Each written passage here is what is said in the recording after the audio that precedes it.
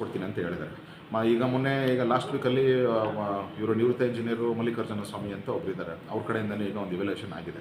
ಈಗ ಎಷ್ಟನೇ ಸತಿ ಇವ್ಯಾಲ್ಯೂಯೇಷನ್ ಅಂತ ನಮ್ಮ ಕಡೆಯವ್ರಿಗಂತೂ ಲೆಕ್ಕ ಆಗಿದೆ. ಒಟ್ಟು ಎಷ್ಟು ಬರಬೇಕು? 2,39,00,000 ಆಗಿದೆ. ಅವರೀಗ ನಮಗೆ 1,88,00,000 ಕೊಡ್ತೀನಿ ಅಂತ ಹೇಳಿದ್ದಾರೆ. ಇಲ್ಲಿವರೆಗೂ ನಮಗೆ ಯಾವ ರೀತಿ ₹1 ಹಾಕಿಲ್ಲ. ಭಾಳ ಕಷ್ಟದಲ್ಲಿದ್ದೀವಿ. ನಮಗೆ KSC ಅವ್ರಿಗೆ ಕೇಳ್ತಾ ಇದ್ದೀನಿ, ದಯವಿಟ್ಟು ನಮಗೆ ದಯಮಾಡಿ ನಮಗೆ ಪೇಮೆಂಟನ್ನು ಮುಗಿಸ್ಕೊಡಿ. ನಮಗೆ ಬ್ಯಾಂಕ್ ಜೊತೆ ಹೋರಾಡ್ಕೊಳ್ಳೋಕ್ಕಾಗಲ್ಲ ಅಂತ ಹೇಳ್ತಾ ಇದ್ದೀನಿ. ಈ ಸ್ಟ್ಯಾಂಪಿಡ್ ಕೇಸಲ್ಲಿ ಟರ್ಮಿನೇಟ್ ಆದ್ರಲ್ಲ, ಅದು ರಾಜೀನಾಮೆ ಕೊಟ್ರಲ್ಲ, ಅವರೇ ತಾನೇ ಸೆಕ್ರೆಟರಿ ಶಂಕರು? ಖಂಡಿತವಾಗ್ಲೂ ಅವರು ಶಂಕರು ಮತ್ತು ಟ್ರೆಷರ್ ಜಯರಾಮ್ ಅಂತ ಇವರು ಇದ್ದಾಗ ಇವರಿಗೊಂದು ಇರೋ ಪವರ್ ಹೆಂಗಿತ್ತಂದರೆ ರಾಜ ವೈಭೋಗದಲ್ಲಿ ಕೂತಿದ್ದವರು. ಬಟ್ ಇವರಿಗೆ ಗುತ್ತಿಗೆದಾರರು ಅಂದರೆ ಕಾರಣಂದರೆ ಏನೋ ಒಂಥರ ಅಸಡ್ಡೆ.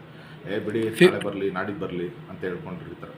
20% ಕಮಿಷನ್ ಏನಾದರೂ ಕೇಳ್ತಿದ್ರು. 20% ಅವರು ಸೆಟ್ಲ್ಮೆಂಟಿಗೆ ಬನ್ನಿ ಅಂತ ಹೇಳಿದ್ರು. ಸೆಟ್ಲ್ಮೆಂಟ್ ಅಂತ ಹೇಳಿದ್ರೆ ನಮಗೆ ಈಗ 2,39,00,000 ಆಗಿರೋದ್ರಿಂದ ಅದರಲ್ಲಿ ಮಧ್ಯದಲ್ಲಿ ನಿಮ್ಗೆ ಬ್ರೇಕೌಟೆಲ್ಲ ಆಗಿಬಿಟ್ಟು ನಮಗೆ ಬೇಡ, ನಮಗೆ 1,88,00,000 ನಮಗೆ ಕೊಡೋಕ್ಕಾಗೋದು ಅಂತ ಹೇಳಿ ಈ ಥರ ಸೆಟ್ಲ್ಮೆಂಟಿಗೆ ಬಂದಾಗ ಸೊ ಇದು ನಮಗೇನಾಗಿದೆ, ಇದು ಮಾಡ್ಕೊಳ್ತಿದ್ರೆ ಇದನ್ನು ಬರಲ್ಲ ಅಂತಲೂ ಕೂಡ ನಮಗೆ ಬೆದರಿಕೆ ಅನ್ನೋದು ಶಂಕರ್ ಅವರು ನಮಗೆ ಹಾಕಿದ್ರು. ನಮಗೆ ಇದ್ರ ಬಗ್ಗೆ ತುಂಬ ಅಸಮಾಧಾನ ಆಗಿದೆ. ನಮಗೆ KSC ಏನಾದರೂ ನಮಗೆ ಇವತ್ತಿನ ಈ ಸ್ಥಿತಿ ಕಾರಣನೇ ನಮಗೆ KSC ಅವರು ನಮಗೆ ತುಂಬ ಗುರಿ ಮಾಡಿದ್ದಾರೆ. ಸೊ ನಮಗೆ ಆಗ್ತಾಯಿಲ್ಲ. ನಮಗೆ ಇವ್ರ ಹತ್ರ ನಮಗೆ ಓಡಾಡ್ಕೊಳ್ಳೋಕ್ಕೂ